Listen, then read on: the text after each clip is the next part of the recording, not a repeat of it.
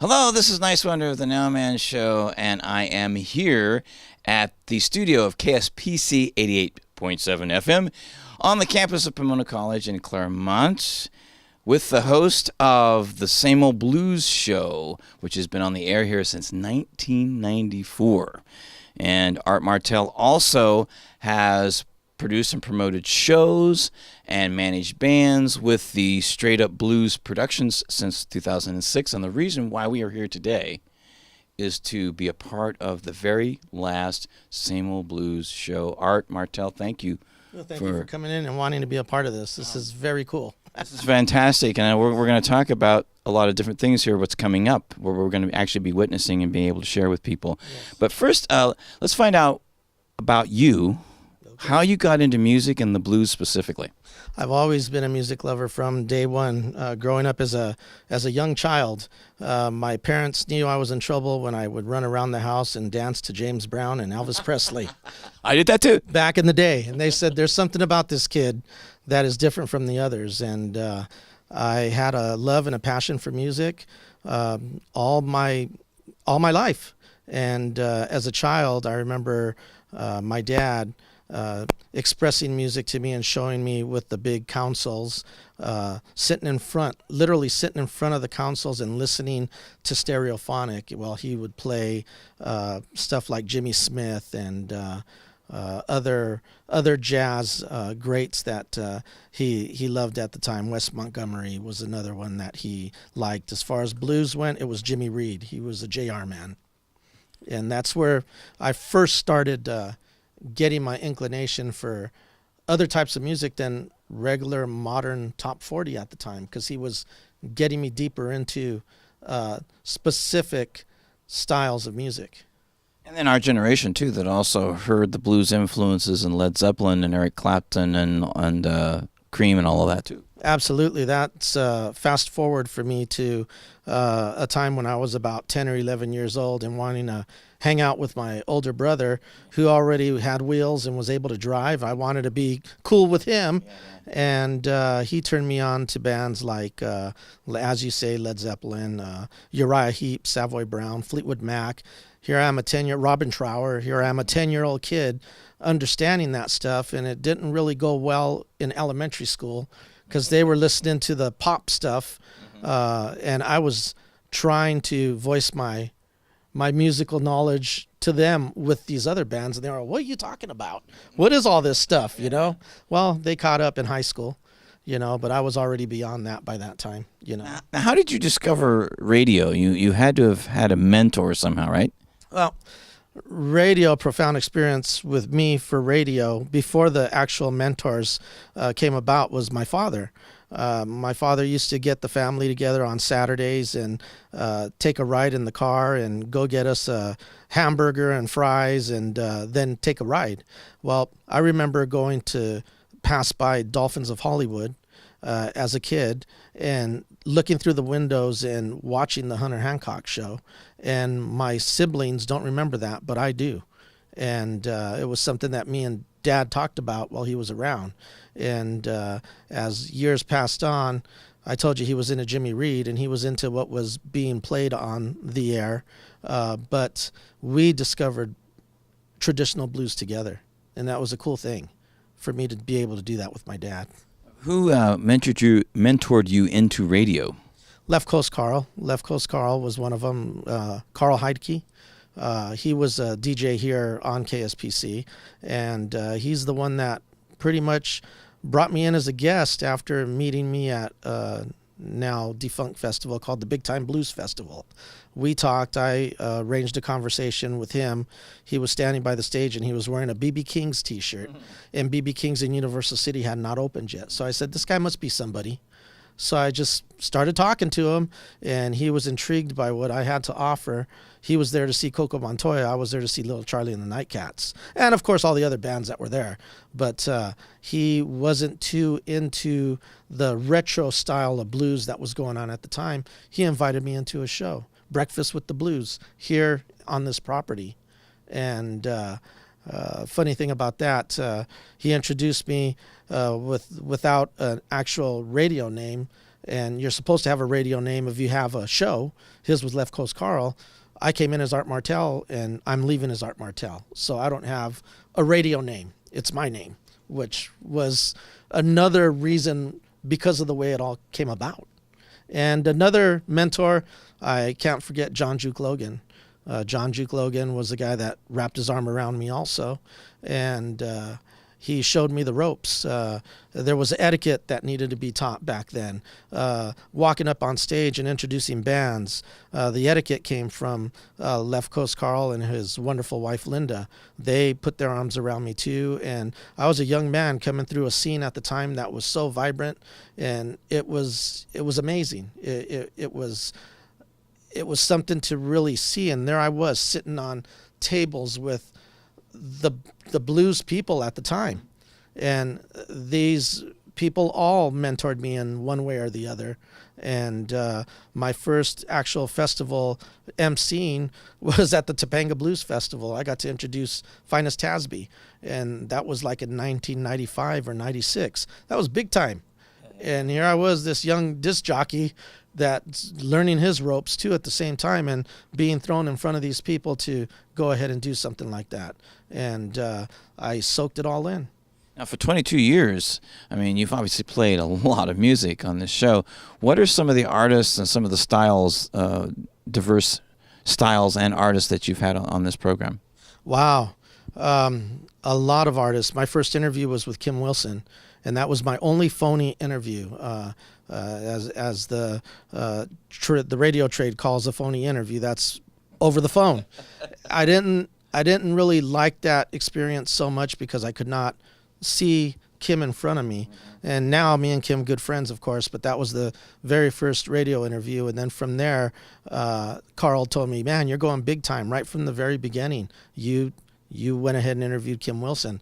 Well, Sam Myers followed, Anson Fundenberg followed, the Radio Kings, band from Boston that was just a wicked band that was too short ran, came in, they played live here. Duke Robillard has been through this station, and there's a list that I have. It's just really, really too much to really mention. There's so many. Oh, well over 100 guests have came through this station. Wow. I mean, performing live and all that, and being interviewed. Live and interviewing their newest releases type of thing, so that's always been something that has been happening since 1994 to present, actually. Yeah. Just for a second to the Straight Up Blues Productions. So, because of doing this show, then you were able to manage bands, promote shows. Tell us a little bit about that experience. Well, I got into promoting shows from a club owner that called me. It was different back then. It's not the way it is now. There was actually places where you can go and buy a newspaper, and in the calendar section of the Sunday Times, you can open it and you can see clubs everywhere. And the clubs were representing the bands. Now that doesn't happen.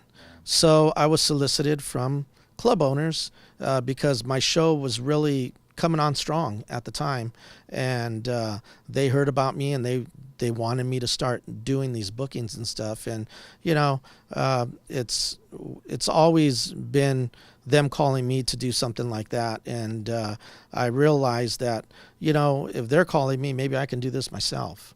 And the last big thing that changed my mind about it was a blues festival that occurred in Long Beach, and they asked me to be the booker, right, which I did, and I didn't like the way that the management of this show was running it, and it was a flop. Okay, so for this show to happen at Shoreline Village, I think we drew 250 people. It was because of their advertising that didn't work, but the show was an amazing show. I brought the best of players in. I started the show off with Juke Logan helped me out. He emceed the show.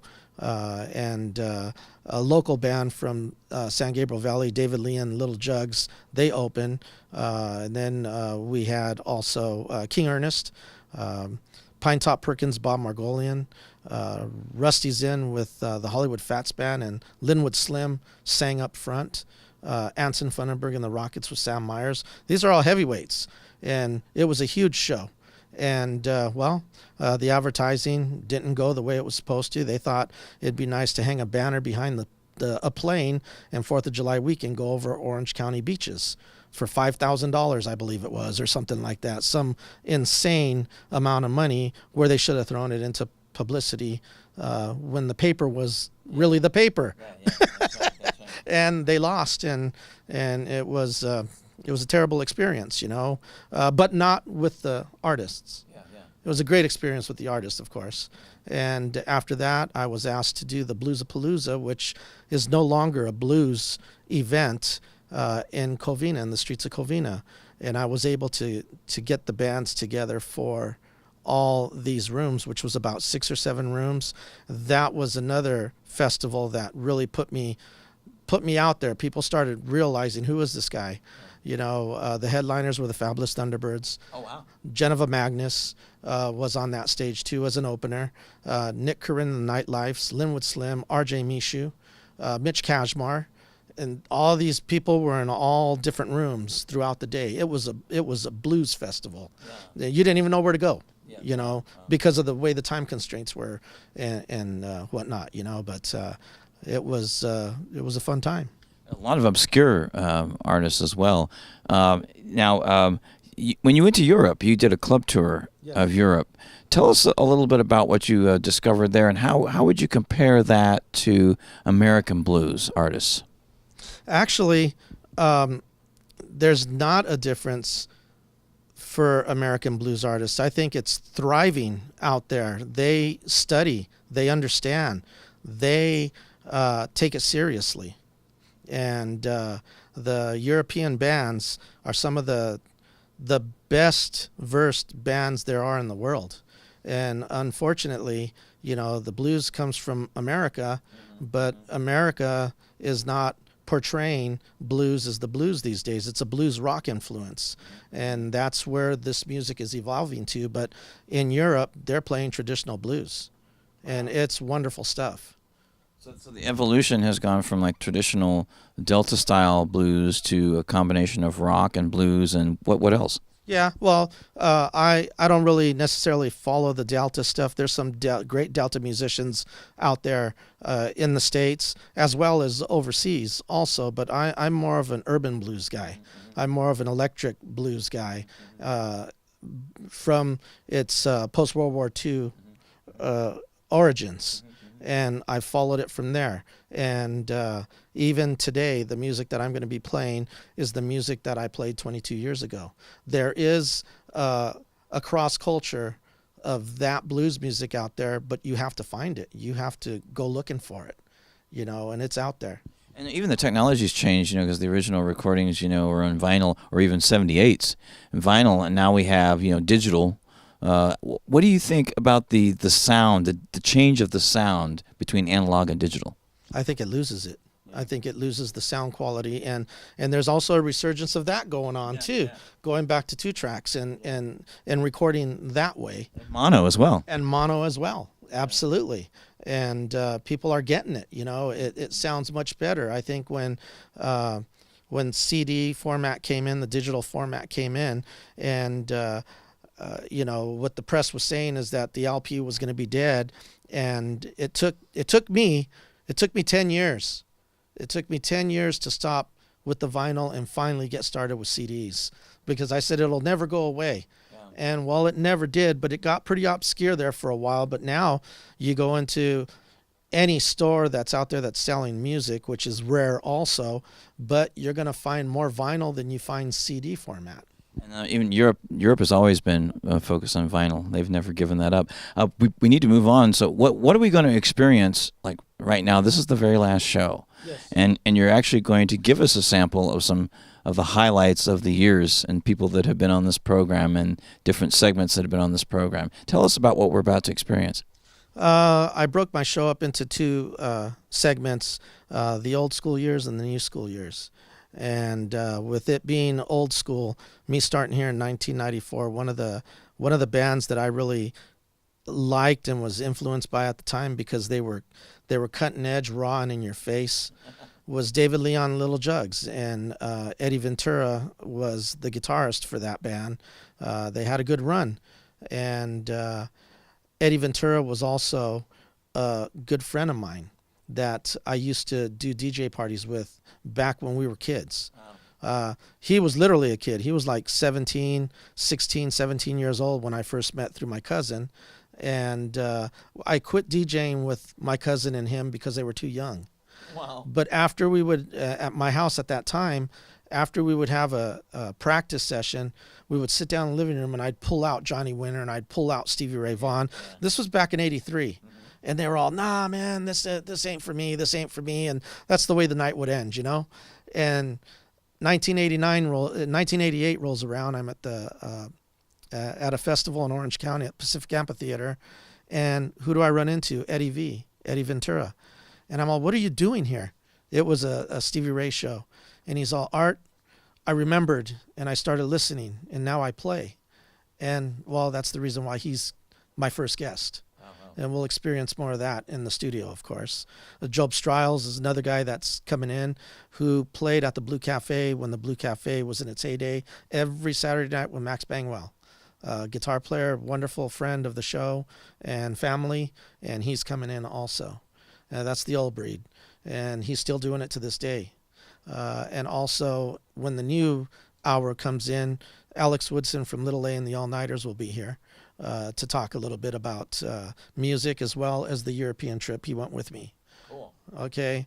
A segment at 12:30 that aired here for a couple of years, out of the last 5, was a segment called Patti's Picks. That's my wife, and she's never been in here to do her segment, but she always gave me music for the segment. She comes in, and I end it with one of the Southern California top bands, frontman, Big Son Tom from the Mighty Mojo Prophets. Excellent. Well, we're looking forward to seeing this and experiencing it and being right here when it happens. Art, thank you very much for being on the NOWMAN Show. Thank you so much for sharing and wanting to put this out. I really appreciate that. My pleasure, and let's watch the show. All right. And starting the set this morning, a little bit different.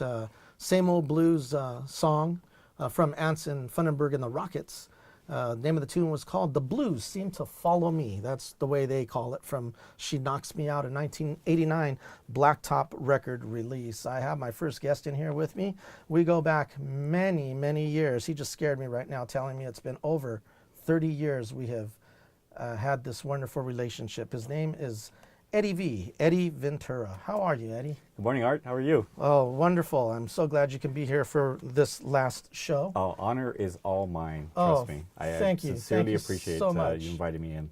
You know, it's something that I think had to be done just due to our walk with the blues. I mean, it's something that needed to happen. When you were first hanging around with me, we met through my cousin. Have to say that. Exactly. When I was a teenager, when you were a teenager in high school.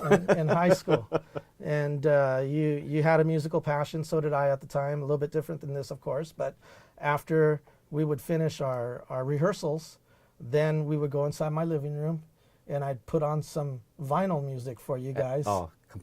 Absolutely remember all that. Yeah. And one of the funny thing is that, and I think you and I have talked about this before, Art, but you know, you're the person that I completely give credit to opening the door to me to the blues world. You know, with like you mentioned, the vinyl, you know, that you would share with me when we were doing, you know, at that time there was some Stevie Ray, some Johnny Winter, Alligator Records, exactly. Albert Collins. Yeah, I mean, you know, all that good stuff that it didn't register with me exactly at that particular time, but it was there. Mm-hmm. And when the blues caught, you know, to me caught fire, you know, a little bit later, you know, that I still had that bass, and I can, you know, would always be able to go back to the bass that you showed me. Job Striles with Tell Her a Lie from Routes, and that is on your own label. Day Job View, yes. Day Job View. It's yes. Roots. Roots. Double meaning. Okay, there you go. Double meaning. That's one thing about the blues. It has, you know, a lot of double meanings. A lot of roots and a lot of roots, yes. A lot of roots and a lot of roots, that's for sure. Well, Job, you know, you've been a part of San Gabriel Valley blues scene for many, many years. I remember New Year's Day with you in the pouring rain doing a show up in Pasadena. Do you remember Around that? the corner from my house, yeah. And- that was a good party every year. And it was a pouring rain day. Yeah. And people are saying, is the band going to play? Well, hey, Job was there. The band was going to play. I saw you set up canvases to go ahead and protect the band. And you guys got under there. And you guys played a most rollicking set of music, Yeah. as you always do. And luckily stayed dry. And luckily didn't get And lived electrocuted. through I it, yeah. remember. Yeah. I remember you saying that. I hope nobody gets electrocuted here. Now that's passion, my friend. It was a good party, and it was a good gathering every year. Now, and you're out there playing your music and keeping it, I feel, keeping it alive. You play true blues, and that's what this show is all about. And I think that's what the connection between me and you happened over was, of course, the music, and then getting to know each other as friends throughout the years. Especially the style of music that we both like. Yes, yes, and you just done a jump tune right there off of your record. 12:30 on the Same Old Blues Show. For a couple of years, we did a segment that I brought from my house. Well, today, that segment is going to be done live by none other than my wife, Patti. How you doing, dear? Hello, I'm doing fine. You're here to do Patti's Picks. Yep, Patty's Picks. I love it. What did you pick, babe? Well, I picked a CD from Mitch Kashmar because he was the first blues band that I saw before I knew anything about the blues. I still don't know anything about the blues. I just know what I like to hear. And Mitch was the start for me. And me also, right? That's right. That's right. What a wonderful weekend we had there in Santa Barbara watching Mitch. Welcome back to the Same Old Blues Show. The name of that tune was I Can't Stop It from Kid Ramos, Two Hands, One Heart release going back to the year 1995 when I first went on the air, a Blacktop Records release. And Mitch Kashmar, tune called I Got No Reason, Wake Up and Worry, 2006 Delta Groove record release. That's two. That's two. Yep, we still need one more, don't we? I don't get to tell you about Kid Ramos? Tell me about Kid Ramos. Well, if you know me, that I'm Art's wife, that I have a boyfriend, and that's Kid Ramos. Because when I first started hearing the music, he was my favorite guitar player, and he still is my favorite guitar player. And he's always been so respectful out there. I know he's married, he has a family, and he just put out such a good vibe. And he's just so talented, and he's always been my favorite.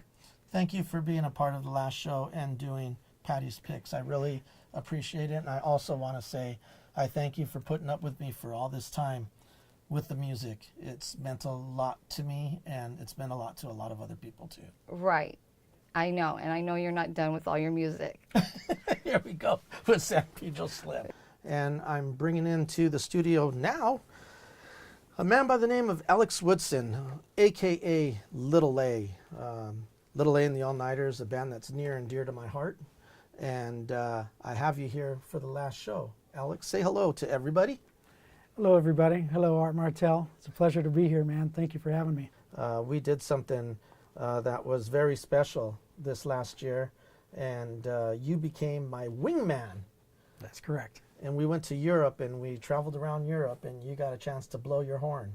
That's right, yeah, with BB and the Blue Shacks in Germany and Nico Di Portal, and that was a natural ball, man. We had a great time. Till Seidel. Till Seidel, absolutely. They keep on coming. Bonita. Bonita. This is the new breed side of the show, and you're one of the new breed players that's out there right now. Job Striles kind of made mention of that there's some young kids that are out there that are playing real traditional style blues, and you're one of those guys and bands that's at the forefront of that right now, playing jump blues and urban blues, if you will. Sure. With wonderful players that you have in the band, and you express that style. Where'd that come from with you? One, I just think being on the West Coast is, we're so blessed to have so many great players here. Back in the day, Jimmy Bott, I became friends with Jimmy Bott when I first hooked up with Rod Piazza. I heard Rod Piazza play one day, and it just changed my life. I was like, I got to figure out how to play that harmonica. and was fortunate enough to come up through the early 90s with Little Charlie and the Nightcats. Rod Piazza took me under his wing. William Clark was blowing his horn, and just to be around it at such a tender age, you know, your brain's a sponge. Yeah, Even believe me. Even at that age, now it's not so much, but you know, just a part of that West Coast is just a sound that we had out here, and it just grabbed me and never let me go. You and your outfit, the Mighty Mojo Prophets, are gaining recognition worldwide. I can honestly tell you that. And we've you had guys some have- good reviews on the new record. You know, Yeah. we're happy about that. And Downbeat liked it. and you've played worldwide, and you're doing something that nobody is really doing right now. You guys are spreading yourself out, and you created your own label, and you are selling. MojoKing.com. Check us out. So check that out. And the name of the new record is Record Store, and there's a video out from William Clark Yes. that you're on. Yeah. Well, yeah. For a split second. I saw you for a split second. Henry's in there. Yeah, everybody's and, in there. Slim's in there. Well, I We got were that all full there. band. I got that full band here, and I'm going to take you out with that from William Clark. It's called Lonesome Bedroom Blues. Go ahead on. Go ahead on. Thank you so much, son, for everything and for what you're doing to the blues world. Thank these you, days. Art. Before you do, Art, I just want to say, everyone out there really thanks you for what you've done for the last over 20 years, man. And that's the truth. Thank you so much.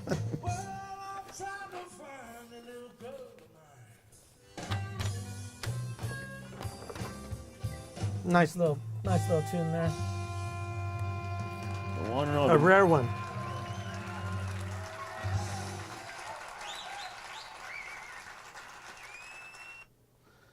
A rare William Clark tune right there from Blues live from the mountain stage. And that was a tune called Lonesome Bedroom Blues with the band that was playing live at Lamar's Records, that legendary performance. The that, spot, yeah. That was happening in Long Beach back in 1989 or 90. Oh, before that, man. Well, No, that video, yeah, recording, yeah. about 90, 91. Well, you know what? That's about it for me today, man. It ain't right. That's it ain't about right. it for me. There are so many people to thank before I move on. First and foremost, Erica Tyron for her continued passion for the station, the day-to-day operations that it takes to keep the music on the air. I truly thank you all for all you have done. To all the staff here at KSPC and to all the radio DJs throughout the years, Left Coast Carl, Al Proper, Bill, Dennis, and now Skip, who have done the long-running polka show, to Junior Francis, Randy Bryant, and Roger Allen, John Stout, Tom Scally, Dia, and my wonderful friend Ike Rhythm. You have all showed me the passion it takes to do a radio show.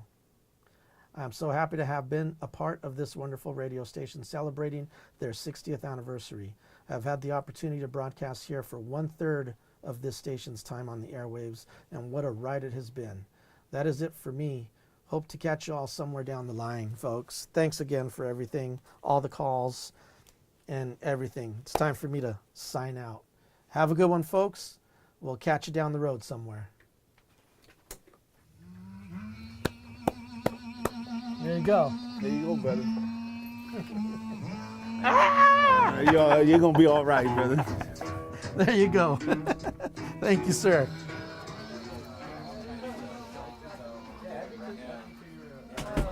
Thank you, everybody.